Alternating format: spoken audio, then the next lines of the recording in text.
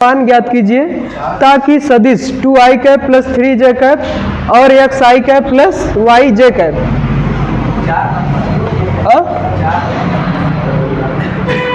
4 number. अब इसको भी देख लो, xi cap plus yj cap बराबर होने चाहिए। अगर दो सदिश बराबर है तो उनको इक्वल रख दो। इक्वल रखोगे तो x की वैल्यू यहां से दिख रहा होगा कितना है, x की वैल्यू 2 हो गई, y की वैल्यू 3। बस इसमें तो ये क्वेश्चन नंबर 4 है। अच्छा ये कह रहे हो, मैं सोचा कि चौथा बताने के लिए बोल रहे हो। ठीक, मतलब ये क्या कह रहा है कि दो सदिश है, एक 2i cap plus 3j cap और दूसरा क्या है xi cap plus yj cap, और दोनों सदिश क्या है, बराबर है। दोनों सदिश क्या है, समान सदिश होने का मतलब क्या हुआ, मैग्नीट्यूड भी बराबर हो और डायरेक्शन भी बराबर, डायरेक्शन सेम हो। जो डायरेक्शन पहले वाले वेक्टर की है वही दूसरे वाले वेक्टर की होनी चाहिए, और दो मैग्नीट्यूड में जो पहले का मैग्नीट्यूड है मतलब परिमाण, वही दूसरे का भी परिमाण होना चाहिए। सब कुछ बराबर ही है तो मतलब एक दूसरे के इक्वल लिख सकते हो। इक्वल लिखने पे आई कैप के कोफिशिएंट को इक्वेट कर लो और जे कैप के कोफिशिएंट को इक्वेट कर लो। जे कैप के गुणांक को बराबर रखो और आई कैप के गुणांक का बराबर रखो, वैल्यू आ जाएगी। तो यहाँ से देख रहे होगे क्या मिल रहा है कि x बराबर 2 मिल रहा है और y बराबर कितना मिल रहा है, 3 मिल रहा है ना, y बराबर 3 मिल रहा है। ठीक है, कर लोगे। अब क्वेश्चन नंबर 5, क्वेश्चन नंबर 5 क्या है, एक सदिश का प्रारंभिक बिंदु 2, 1 है और अंतिम बिंदु -5, 7। इस सदिश के अदिश एवं सदिश घटक बताइए। सदिश क्या होगा इसका और अदिश क्या होगा वो बताना है। जैसे यहाँ पे 2 पॉइंट है, 2 पॉइंट मतलब A और B है, नाम दे देते हैं। इनको मिलाने वाली रेखाखंड ये बताएगी सदिश। ठीक, यहाँ से देखो, क्योंकि यहाँ बोला है कि जो पहला वाला पॉइंट है वो प्रारंभिक बिंदु है, इसका नाम A दे देते हैं। प्रारंभिक बिंदु को A बोल देते हैं और अंतिम बिंदु को B बोल देते हैं। प्रारंभिक मतलब जहाँ से शुरू किया है और अंतिम मतलब जहाँ पे वो समाप्त हुआ। तो इसका मतलब डायरेक्शन क्या होगी, ऐसे प्रारंभिक से अंतिम की ओर होगी। ये समझ रहे हो ना। तो यहाँ से ये पहला वाला क्या है, A 2, 1 है और दूसरा वाले पॉइंट का जो कोऑर्डिनेट है वो कितना है, -5, 7 है। अब यहाँ पे 2 ही दिख रहा है, वैसे तो होता 3 है। अगर 2 दिख रहा है तो इसका मतलब ये 2D में है, मतलब तीसरा वाला 0 है। किसी एक तल की बात कर रहे हैं, फिक्स तल की बात कर रहे हैं। ठीक, 3 डायमेंशन में नहीं है। तो इसको अगर लिखोगे ना, अगर चाहो तो 3 डायमेंशन में भी लिख सकते हो। यहाँ से जो प्रारंभिक बिंदु A है, इसका पोजीशन वेक्टर अगर लिखो, मान लो इसका पोजीशन वेक्टर क्या है, वेक्टर A है। बिंदु A का पोजीशन वेक्टर क्या है, वेक्टर A है। और बिंदु B का पोजीशन वेक्टर क्या है, B है। या इसके पोजीशन वेक्टर को ऐसे नहीं लिखना चाहते हो तो सीधा सीधा क्या लिख दो, वेक्टर OA लिख दो। OA ना, वेक्टर OA बराबर कितना हो गया, 2i cap plus 1j cap plus, यहाँ पे अगर k वाला लिखना चाहते हो तो लिख सकते हो 0k है, क्योंकि वो तो है ही नहीं है मतलब 0 है। ठीक, अब B का जो स्थित सदिश होगा, बिंदु B का स्थित सदिश वो क्या होगा, B बराबर OB, वेक्टर OB बराबर -5i cap plus 7j cap और प्लस 0 क्या लिख सकते हो, k कैप। लिखना चाहो तो, नहीं लिखना चाहो तो मत लिखो। अब हमें क्या चाहिए, वेक्टर AB चाहिए। बिंदु A से B को मिलाने वाली जो बिंदु है, इसका जो सदिश बन रहा है इसका मान चाहिए। देखो यहाँ पे क्या बोला है कि एक सदिश का प्रारंभिक बिंदु, वो सदिश हमें कैसे मिलेगा, वेक्टर AB कैसे मिलेगा। ये देखो पीछे जब पढ़ा रहे थे तभी बताए थे कि इसको कैसे लिख सकते हैं, vector OB minus vector OA, मतलब अंतिम वाले बिंदु का स्थित सदिश माइनस प्रारंभिक वाले का स्थित सदिश निकाल लेते हैं तो वो उन दोनों बिंदुओं के बीच का सदिश आ जाएगा। जो रेखाखंड आ रही है उसका स्थित सदिश आ जाएगा। तो यहाँ से देखो डायरेक्ट घटा दें हम, -5 में से -2 करेंगे तो कितना आएगा? -7, यही तो आएगा। 7 में से 1 + 6 जे कैप, और 0 के कैप चाहे लिखो चाहे मत लिखो। समझ में आ रही बात? तो ये क्या हो जाएगा? ये कौन सा सदिश हो जाएगा? वेक्टर ए बी बराबर -7i कैप प्लस 6 जे कैप हो जाएगा। आई बात समझ में? अब इस सदिश के अदिश एवं सदिश घटक लिखना है। अदिश एवं सदिश घटक मतलब सदिश तो यही हुआ। अब अदिश की बात करेंगे तो क्या, एक x एक्सिस की तरफ जाएगा, दूसरा y एक्सिस की तरफ। तो x एक्सिस की तरफ कितना जाएगा? -7, और y एक्सिस की तरफ कितना जाएगा? 6 जाएगा। ये ठीक है। तो ये हो गया, ये सदिश घटक हो गया, और ये क्या हो गया? अदिश घटक। ठीक है। सदिश घटक क्या होगा? -7i कैप प्लस 6 जे कैप, और ये क्या हो गया? हाँ, ये इसमें डायरेक्शन रहेगा, सदिश हो गया। इसमें डायरेक्शन नहीं, केवल -7, 6 रहेगा मैग्नीट्यूड में। ठीक, कर लोगे ना?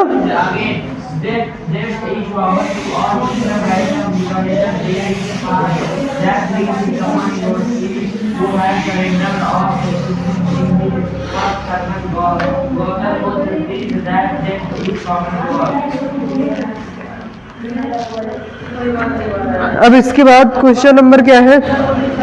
6। क्वेश्चन नंबर 6 क्या है? कह रहा है सदिश वेक्टर ए बराबर I cap -2 J cap. Vector A बराबर I cap -2 J cap plus K cap, और वेक्टर बी बराबर कितना है? 2 आई कैप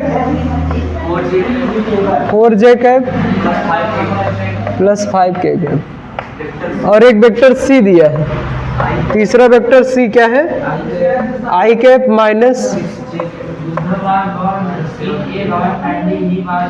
-7 के cap.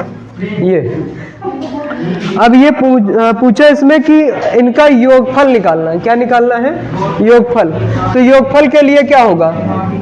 Vector A comma vector B तथा वेक्टर सी का योगफल क्या होगा? बताओ। Vector A plus vector B plus vector सी।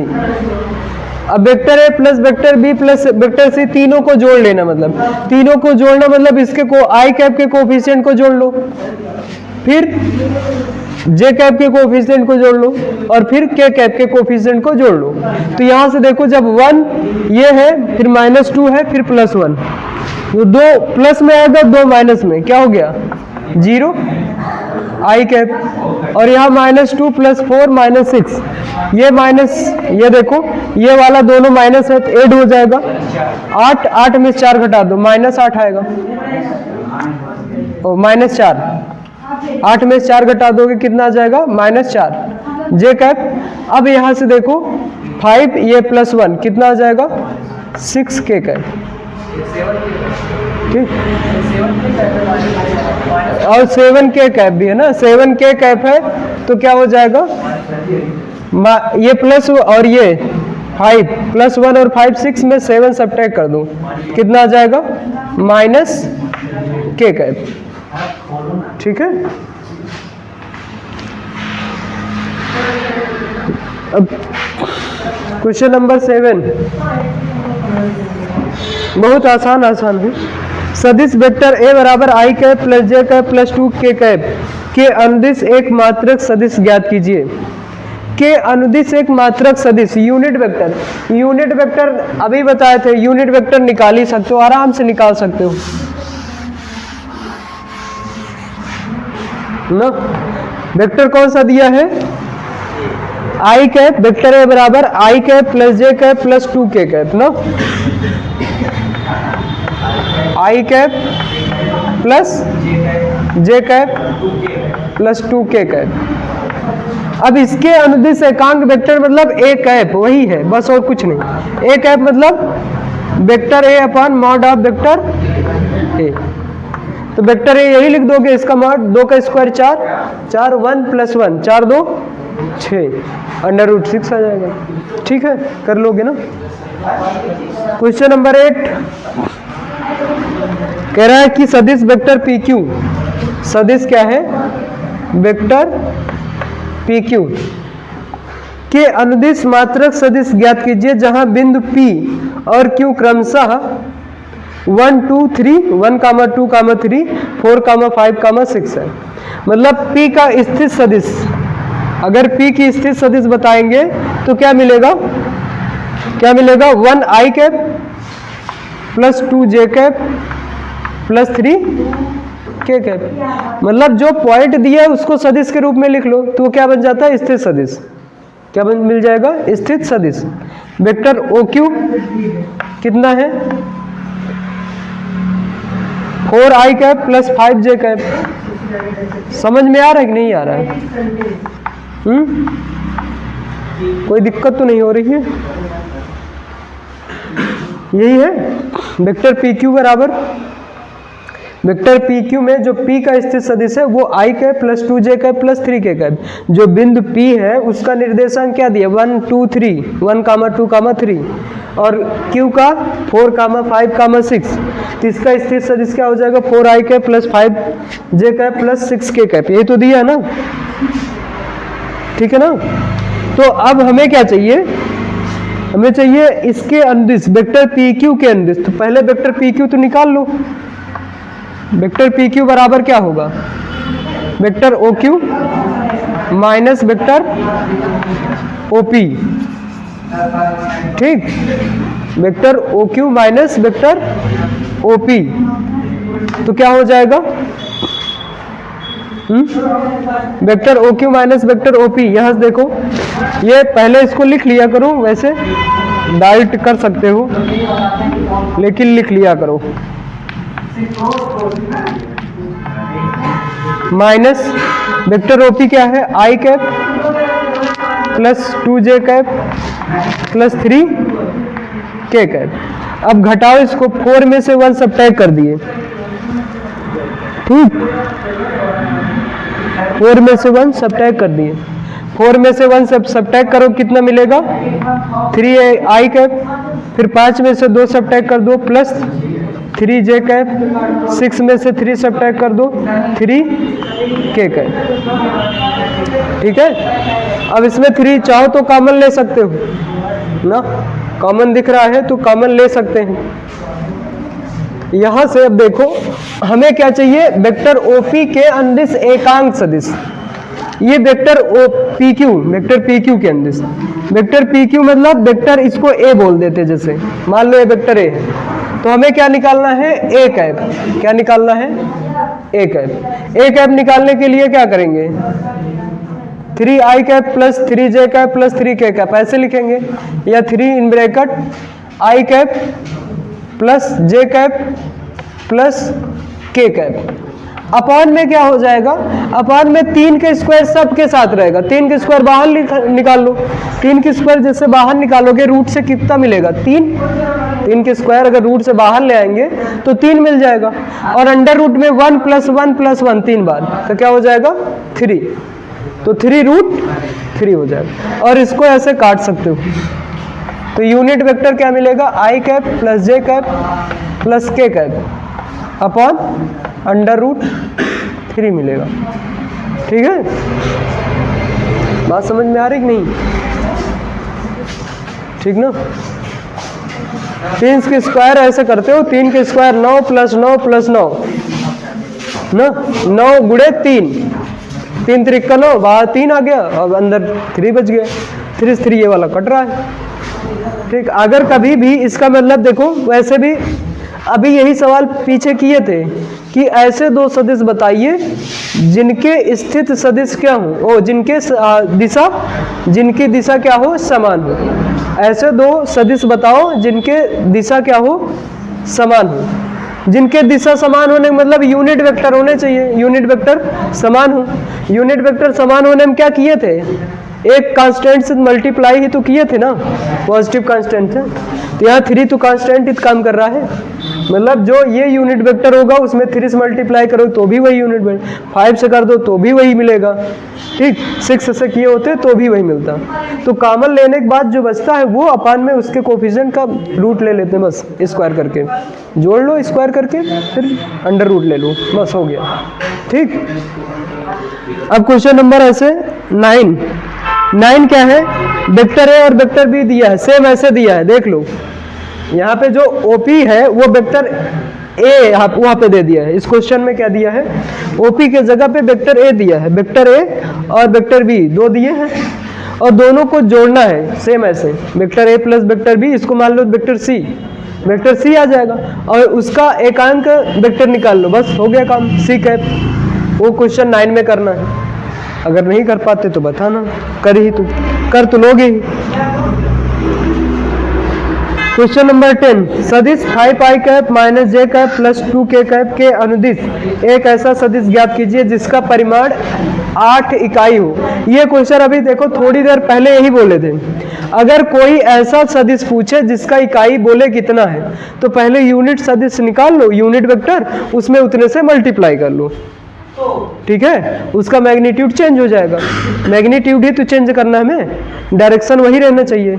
मतलब कह रहा है कि सदिश इतने के अनुदिश, डायरेक्शन अनुदिश कहने का मतलब कि उसी की डायरेक्शन में, जैसे कह रहा है कि एक सदिश दिया है 5i कैप माइनस जे कैप प्लस 2k कैप, इसी के अनुदिश मतलब जो इसकी दिशा है वही सेम दिशा उसकी भी होनी चाहिए, लेकिन मैग्नीट्यूड क्या होना चाहिए, 8 होना चाहिए, उसका मैग्नीट्यूड क्या होना चाहिए, 8। तो पहले क्या करोगे, इसका यूनिट वेक्टर निकाल लो, एकांक वेक्टर, मतलब जैसे इसको मानते हो वेक्टर ए तो ए कैप निकाल लो, ए कैप जो आएगा उसमें 8 से गुणा कर लो तो नया वेक्टर मिल जाएगा, ठीक है।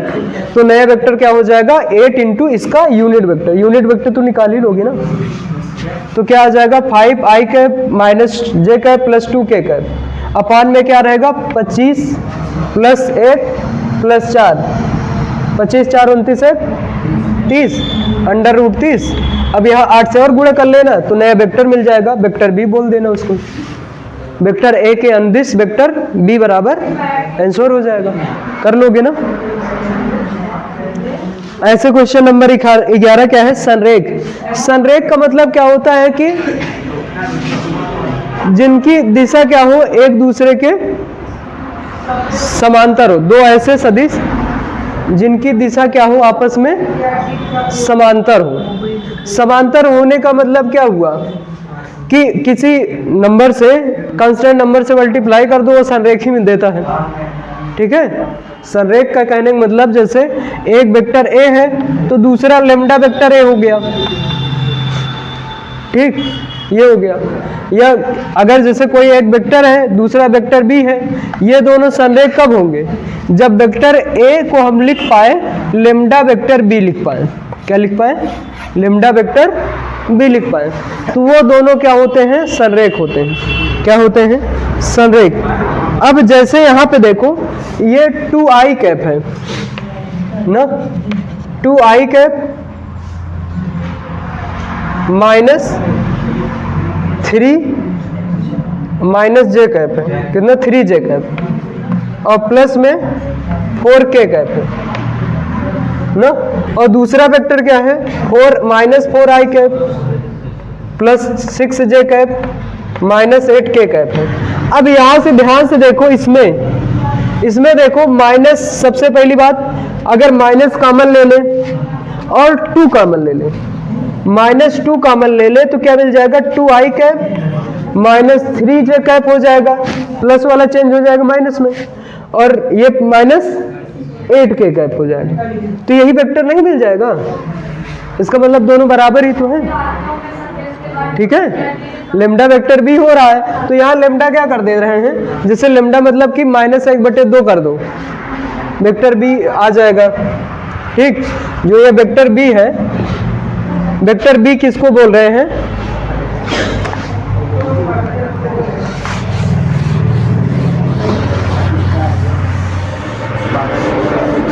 वेक्टर बी किसको बोल रहे हैं, जैसे ऊपर वाले वेक्टर ए बोल दो, वेक्टर ए बराबर 2i cap minus 3j cap plus 4k cap, और वेक्टर बी ये हो गया